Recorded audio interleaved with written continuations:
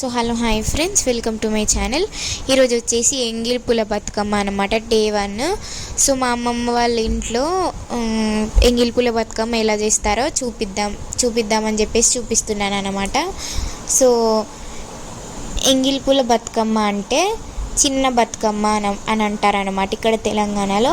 So చిన్న బతుకమ్మను పేర్చి మళ్ళీ దానికి తోడు బతుకమ్మను పేర్చి చేస్తారనమాట. సో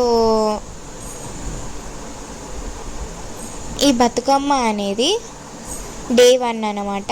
ఇంక ఈ రోజు నుంచి బతుకమ్మ పండుగ స్టార్ట్ అయిపోతుంది అనమాట. సో ఇట్లా 9 days అయితే చాలా ఘనంగా జరుపుకుంటారు తెలంగాణలో. సో 9th డే వచ్చేసి సద్దుల బతుకమ్మ, పెద్ద బతుకమ్మ అని అంటారు. ఇంకా ఆ రోజైతే అందరూ పెద్ద పెద్ద బతుకమ్మలను పేర్చి అందరూ పెద్ద మొత్తంలో గుమ్మిగూడి జట్టుకృతంగా ఆడతారని తెలుసు. ఇంకా ఈ ఎంగిల్పుల బతుకమ్మ అనే దానికి ఎంగిల్పుల బతుకమ్మ అని పేరు ఎందుకు వచ్చిందో చెప్పండి. సో ఇంకా మా అమ్మమ్మనైతే ఇట్లా పేరు చేసింది అనమాట బతుకమ్మని. పట్టుకుచ్చిల పూలు అండ్ తెలంగాణ స్టేట్ ఫ్లవర్ అయిన